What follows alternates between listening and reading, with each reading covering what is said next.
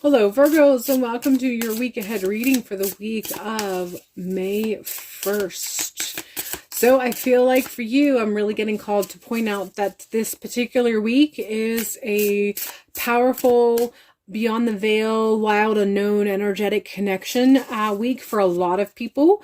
And so there's just a reminder that if this is part of your spiritual practice to commemorate May 1st or April 30th, May 1st, May 2nd, however that is for you, to engage, especially if you have not been engaging with your spiritual practice or you've kind of gotten out of the flow of engaging.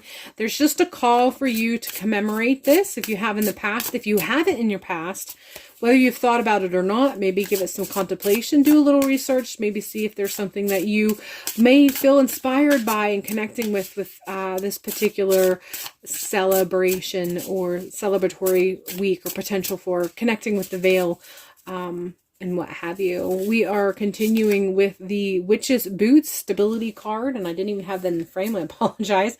We're continuing with the Witch's Boots stability, and I just feel like they're telling you that in regards to what I already said about how I was supposed to start this reading off and letting you know that for some people this is a high celebration from a spiritual perspective, from a connection to what exists beyond the veil. This is coming in as far as the stability. They want you to connect. They want you to increase your connection. They want to engage with that better and stabilize it more. I just feel like there's a lot of you who have become either complacent in your practice, and a good bit of you may actually have stepped out of your practice or just don't engage either like you used to, if at all. And so this is just a call out this week to engage. And it doesn't matter if the timing has passed. Timing does not really, it doesn't exist in the other side like it does here. So even if the time has passed, they're saying it doesn't matter. They just want you to engage, beginning engaging, planning something, and actually following through with whatever it is. We're following with two cards, Firefly, Auras, Observe, as well as Letters and Communication. And this is just, there are those within the spiritual realm who you have engaged with in the past and you sort of kind of moved away from for some reason or another. And this is a call. This is a call to you, a call of action. They want you to connect again. They want to communicate with you again, and you sort of just left them in the wayside. You've been going about your business. It's perfectly fine, but they've been sort of calling to you to connect again. And for one reason or another, you haven't been engaging. And so they're just calling again, hoping to come through, and they want you to connect. And this is this week, the energy and the, what have available this week it's just prime for you to create and participate in that connection.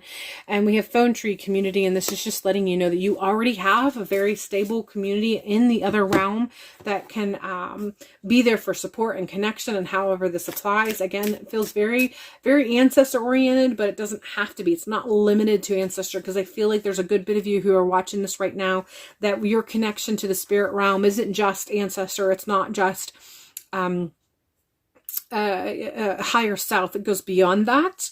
And so you have a connection in a community that you have established some sort of a relationship with, and it just has kind of gone to the wayside, and it's slowly becoming stifled, stagnant's probably the better word. And so I feel like this is just basically coming through saying they've been sort of calling out, they've been reaching out, they've been trying to connect.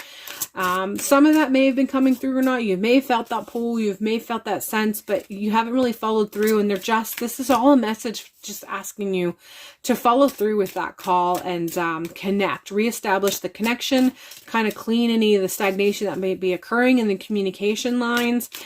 And just kind of restabilize that connection and that spiritual practice that may have sort of gone by the wayside. And no judgment. They just want you to get back in communication with them. We're continuing with the 10 of Wands.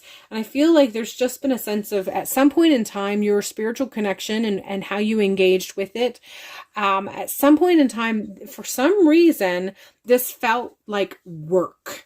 And that's one of the reasons why you made the changes, or you've left it kind of go by the wayside, is you got to the point where you felt like this was work and it wasn't as enjoyable. And because of that, you sort of stepped away in a lot of ways.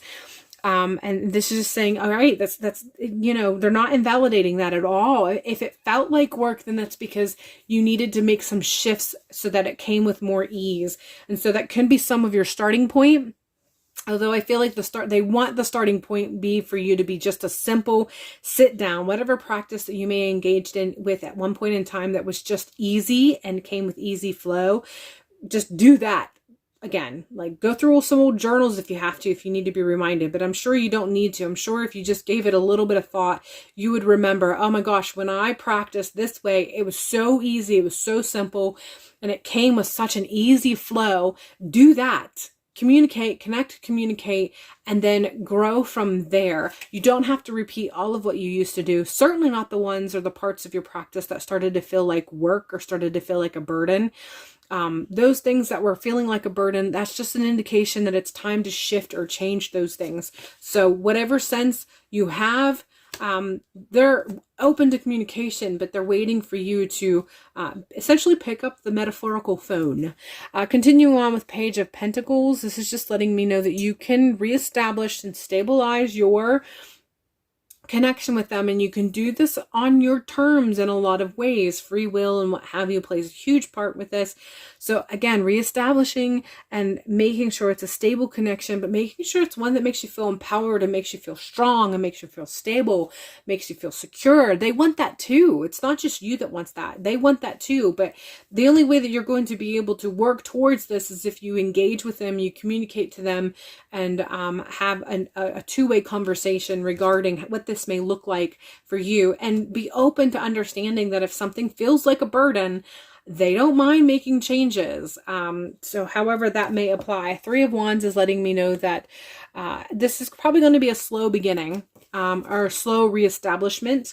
It's going to be a slow process. So even though you may start to feel like you know what you want to do and you know what direction you may want to go, and you might even feel that fire being rekindled, there may be a bit of a time frame gap between that fire and feeling that fire being lit into when it is actually fully engaged and seeing the results that you desire. So Three of Wands just letting me know that you're supposed to give the whole process a little bit of grace and understanding that it's not going to go from nothing to this extravagant, beautiful thing in a flash. There's a bit of a time, there's a build up that's going to occur, but you're going to feel revived if you engage. But first you have to engage, you have to connect.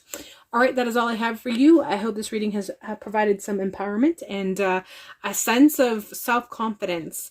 And hopefully you can reestablish the connection that you desire, and those who you work with on the spirit realm desire as well. That's all I have for you. Hopefully you have a great week, and I'll see you in a future video.